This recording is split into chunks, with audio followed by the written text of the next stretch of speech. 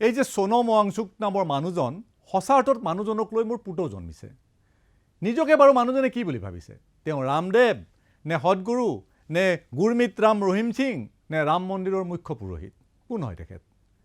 এক অদ্ভুত যুক্তিত তেখেতেনো অনশনত বহিছে যে দেশৰ শিক্ষামন্ত্ৰীয়ে পদত্যাগ কৰিব লাগে, কাৰণ উচ্চ শিক্ষাৰ প্ৰৱেশ পৰীক্ষাৰ নীটৰ প্ৰৱেশ পৰীক্ষাৰ প্ৰশ্নকাকত বাৰম্বাৰ ফাদিল হৈ আছে। এয়া দেশৰ এটা সাধাৰণ ঘটনা। ইয়াৰ বাবে হেনো ২০তকৈ অধিক শিক্ষাৰ্থী আত্মহত্যা কৰিছে। অনশনৰ সেয়াই তেখেতৰ যুক্তি। আমাৰ দেশৰ জনসংখ্যা ১৪৭ কোটি। এই ১৪৭ কোটিৰ মাজৰ পৰা ২০ গৰাকী ছাত্ৰ ছাত্ৰী নোহোৱাই হ'ল বাৰু। কিনো ক্ষতি হ'ব দেশখনৰ? এৰোপ্লেনৰ দুৰ্ঘটনা আপোনালোকে শুনিয়ে থাকে। আমাৰ দেশতেই কিমান শ শ VIPৰ এই এৰোপ্লেনৰ দুৰ্ঘটনাত মৃত্যু হৈছে। দেশৰ কিবা সাংঘাতিক ক্ষতি হৈছে নেকি? গতিকে তাৰপিছত ২০ গৰাকী ছাত্ৰ ছাত্ৰীয়ে আত্মহত্যা কৰিলেই বাৰু দেশৰ জনগাঁথনিৰ কিবা পৰিৱৰ্তন হৈছে নেকি? সোনম ৱাংচুক নামৰ মানুহজন হেনো বিজ্ঞানী, কিন্তু আমাৰ বিজ্ঞানীৰ প্ৰয়োজন আছে জানো? এই যে ৱাংচুক নামৰ মানুহজন, তেওঁ বোলে শিক্ষাবিদ, তেওঁ পৰিৱেশবিদ, তেওঁ বিজ্ঞানী, মানি লৈছোঁ। সাংঘাতিক বুদ্ধিমত্তাৰ মানুহ, NITৰ পৰা পাছ কৰা তেখেত এজন ইঞ্জিনিয়াৰ, গতিকে সাংঘাতিক বুদ্ধিমত্তা আছে। কিন্তু এইবোৰ মানুহৰ আমাৰ জানো প্ৰয়োজন আছে? আমাক এতিয়া লাগে দেশত শাস্ত্ৰৰ জ্ঞান থকা মানুহ। এই মানুহবোৰৰ, ৱাংচুকৰ দৰে মানুহবোৰৰ যেন শাস্ত্ৰৰ জ্ঞান নাই। শাস্ত্ৰৰ পৃষ্ঠাই পৃষ্ঠাই উল্লেখ আছে, হাজাৰ বছৰ পূৰ্বে আমাৰ দেশে বিজ্ঞানৰ সকলো আৱিষ্কাৰ ইতিমধ্যে সম্পূৰ্ণ কৰি থৈছে। ৰামায়ণৰ দিনত আকাশীযান আৱিষ্কাৰ হৈছিল, সেয়া সকলোৱে জানে। পুষ্পক ৰথ তাৰ হেনো জ্বলন্ত উদাহৰণ। ইন্দ্ৰদেৱতাই ক্ষেপণাস্ত্ৰ আৱিষ্কাৰ কৰি থৈছিল, কাৰণ ব্ৰজ তাৰ উদাহৰণ। বিষ্ণুৰ সুদৰ্শন চক্ৰৰ কথা সকলোৱে জানে। মহাভাৰতৰ যুগত সঞ্জয়ে টিভিৰ আৱিষ্কাৰ কৰিছিল, সেয়াটো সকলোৱে জানে। আজিৰ যি নিউক্লিয়াৰ বোমৰ কথা কওঁ, সেয়াও হেনো আমাৰ হাজাৰ হাজাৰ বছৰ পূৰ্বে ভাৰতত আৱিষ্কাৰ হৈছিল। আৰু সেই নিউক্লিয়াৰ বম হেনো আছিল শাস্ত্ৰত উল্লেখ থকা ব্ৰহ্মাস্ত্ৰ। গতিকে তেনেস্থলত ভাৰতে আৰু কিবা নতুনকৈ আৱিষ্কাৰ কৰিব লগা আছে জানো? ভাৰতে আৰু এতিয়া বিজ্ঞান চৰ্চা কৰিব লগা আছে জানো? ভাৰতে সকলো শেষ কৰি থ'লে, বিজ্ঞান চৰ্চা, বিজ্ঞানৰ জ্ঞান সকলো শেষ। এতিয়া আমাৰ দৰকাৰ শাস্ত্ৰ পঢ়াৰ। আমি এতিয়া শাস্ত্ৰ পঢ়িব লাগে। ভাৰতে কাহানি বাই বিজ্ঞান চৰ্চা সামৰিলে। এতিয়া অন্য দেশবোৰে আমাৰ ভাৰতৰ সেই পূৰ্বতে হৈ থকা হাজাৰ হাজাৰ বছৰ পূৰ্বে হৈ থকা বিজ্ঞান চৰ্চা কৰিছে। আমাৰ সেইবোৰ দৰকাৰ নাই। এতিয়া আমাক সোনম ৱাংচুকৰ দৰে মানুহৰ দৰকাৰ নাই। এতিয়া আমাক লাগে শাস্ত্ৰজ্ঞ, যাৰ শাস্ত্ৰৰ প্ৰতি জ্ঞান আছে। এতিয়া আকৌ এইজন সোনম ৱাংচুক লৈ দেশত তোলাপাৰ লাগিছে যে এজন শিক্ষাবিদ, এজন বিজ্ঞানীক কিয় এই ধৰণে আওমৰণে মৰিবলৈ দিছে। এনেকুৱা তেনেই এজন সাধাৰণ মানুহৰ অনশনক লৈ চৰকাৰ ব্যস্ত হোৱাৰ কিবা কাৰণ আছে জানো? চৰকাৰ এতিয়া ভীষণ ব্যস্ত। আপোনালোকে দেখিছে যে বিদেশৰ আতিথ্যত চৰকাৰৰ প্ৰধানজনৰ মূৰ্তি ল'বলৈ সময় নোহোৱা হৈছে। দেশৰ সন্মানক আগত ৰাখি দেশৰ মুৰব্বীজনে এতিয়া সমগ্ৰ বিশ্বৰ চুকে কোণে পদক বুটলি আছে।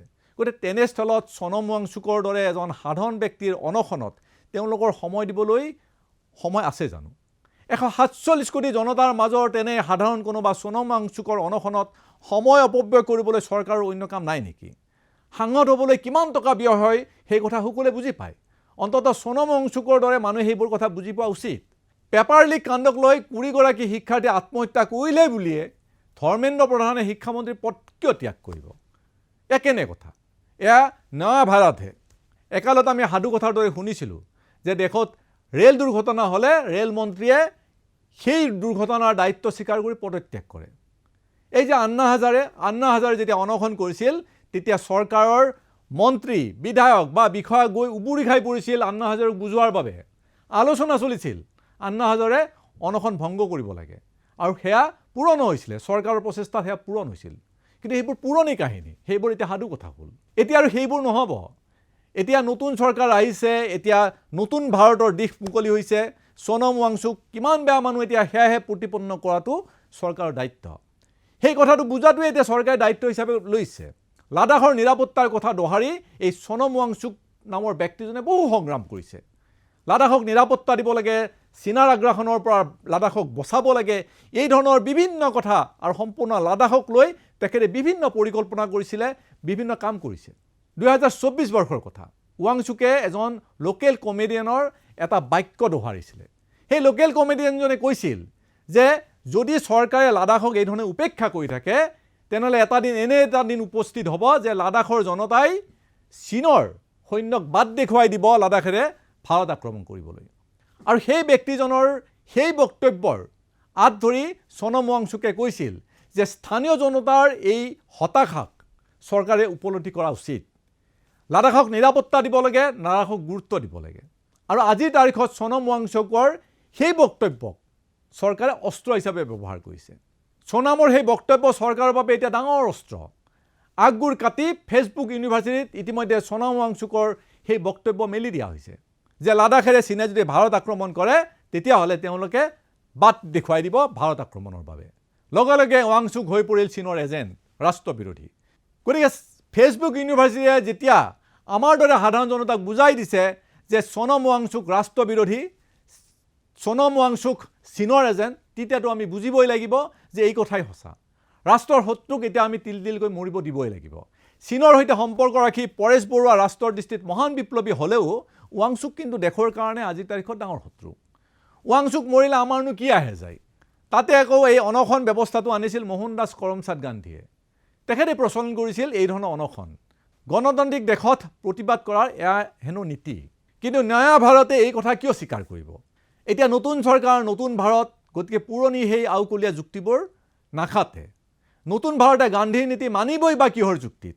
ৱাংচুক বিজ্ঞানী, পৰিৱেশবিদ, শিক্ষাবিদ, তেওঁ অতি উচ্চ শিক্ষিত। সেই বুলি ৱাংচুক ধৰ্মগুৰুতো হ'ব পৰা নাই। আজিৰ তাৰিখত হিন্দু খাত্ৰমেহে সেই কথাটো ৱাংচুকে বুজা নাই। আমাক এতিয়া ধৰ্মগুৰু উপাসনাৰ স্থানৰহে প্ৰয়োজন। বিজ্ঞান চৰ্চা বহুত হৈ গ'ল। ৱাংচুক মৰিবলৈ ওলাইছে, মৰিবলৈ দিয়ক। কিন্তু আচাৰাম বাবু, গুৰমিত ৰাম, ৰহিম সিঙৰ দৰে ধৰ্মগুৰু আমাৰ মাজত সদায় জীয়াই থাকিব লাগিব। ধন্যবাদ।